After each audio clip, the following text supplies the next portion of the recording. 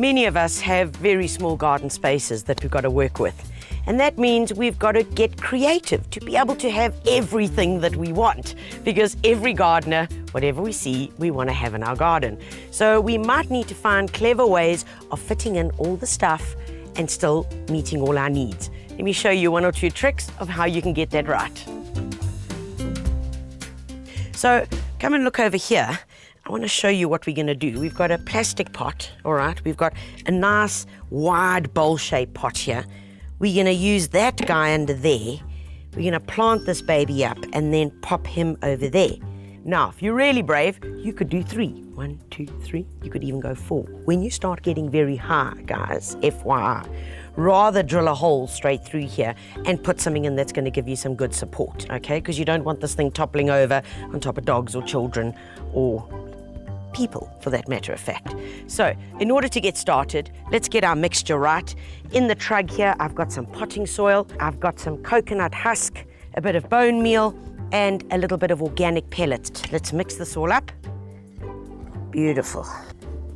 Right, potting soil is pimped and good to go.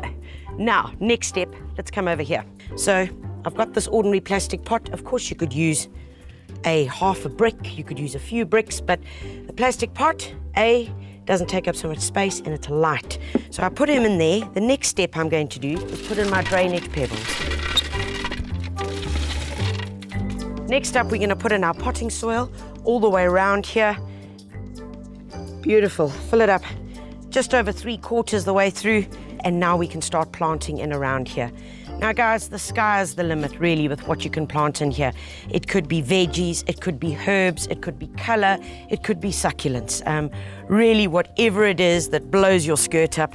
And for me, for being beautiful summer, I want to go with some really gorgeous guys. And I've got this Nemesia here. It's actually called Nemesia aromatica. And you get them in whites, pinks, purples, and it's called aromatica because it has a beautiful fragrance and it's a true perennial. So when it's finished flowering, don't like say, oh, okay, your job is done now, what next? No, prune it back, be disciplined enough to prune it back, and away it comes. So there it goes. This is just going to be one mass of colour, of loads of beautiful explosions to make us all happy. Okay, and then I think in here, the little brachycomb. Now, brachycomb, look how nice. It's a great daisy. Daisies we know just by the virtue of the fact that it's a daisy, and it's tough. Think about the Namaqualand daisies. And this container, I must reiterate, is for the sun. All of these plants love sun. With this amount of flowers, it's got to have loads amount of sun. Another beauty, you can see this is the different multicolored Nemesia, exactly the same as this plant, but man, they really are stunning. And oranges and reds, they just light everything up. So in that baby goes. Next to it, I want to go with something lower, like I'm working here with the brachycomb. So I'm going to use this little bacopa, lovely for baskets, for pots, for the edges of garden beds where they'll just trail over.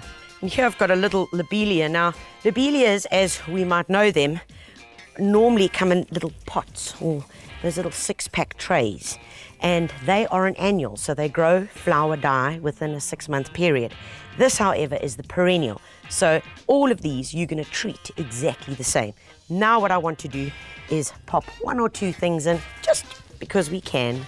And that is a beautiful little parsley, because parsley gives the greatest texture. Next up, I'm literally just going to fill in some gaps here, because the other plant that I want to put in is much, much smaller, doesn't need all this root space. And now for 1 or 2 bits of pops of colour.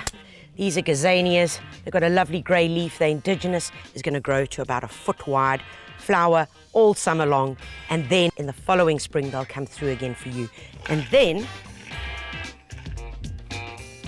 I've got a lovely little geranium here, indigenous geranium. Isn't it gorgeous? Really cute. With it, I'm going to put in some grey. The grey will pick up on all the other colours and really make everything just bounce and pop. And then to pick up on the orange that I used on the lower layer, I'm going to pop these gazanias in here, and let's get these little babies in here. And oh my, Now that is going to be one wonderful show. And here we have our pizza topping, literally. Take him, pop him on there. Oh man. And there we've got cascading color. And of course, this is going to last for months and months and months. And in fact, if you look after it, it'll go on for years. Guys, when it comes to urban gardening, for us that live in small spaces, that want more and want everything, well, most times we get addicted to these little guys, little succulents.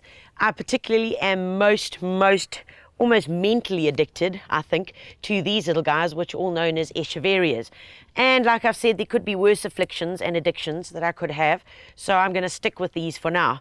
On a recent visit to a very, very good collector of succulents, he shared with me his potting mix, which I have tried on numerous occasions, and I have to say it is foolproof. It is simply amazing. So today I'm going to share that with you, and it really is simple. It's a third of everything, so I'm using this as my measure, all right? This is a third river sand. So I'm just going to throw that into my trug. And then we've got a third potting soil. In it goes. And then the third ingredient is very, very fine gravel. All right, see that? It's very, very small. It's about 5 to 7 millimeters. So don't use the big chunky gravel because it ain't going to do the job properly and it's going to look really awful as well. So let's pop that in here. Right, all we got to do now, give it a good mix, and you'll see that our end product is quite gravelly, very porous, which is obviously what these guys love. Right, this should do the job, and here's our pot. Now, the good thing with succulents is that they don't need that much to grow in. What I've got here is a terracotta bowl. It's nice and low. First up, as we do with all potting, is we're going to add in some gravel for some drainage. Now that that's in, what we're going to do is add in our mixture. Beautiful. So literally all we're going to do now is take our little babies, and I'm going to position them, because you see we haven't filled it all the way to the top. I'm going to position my little babies here. There we go. And once I've done 2, what I'm literally going to do is start filling in with my mixture, because I don't want to have to get in here and literally put the gravel all around the plants.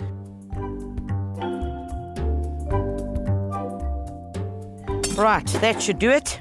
And these guys are just going to be so happy here. And to finish things off, I've got some black pebbles here that I'm simply just recycling, because we always want it to look gorgeous. Because with limited space, there's more attention to detail. So there you go. We've got all the black pebbles, same level, with these guys standing so proud. They're going to look absolutely gorgeous.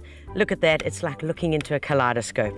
And that's what we need to do to make the most of small spaces. Go out and enjoy.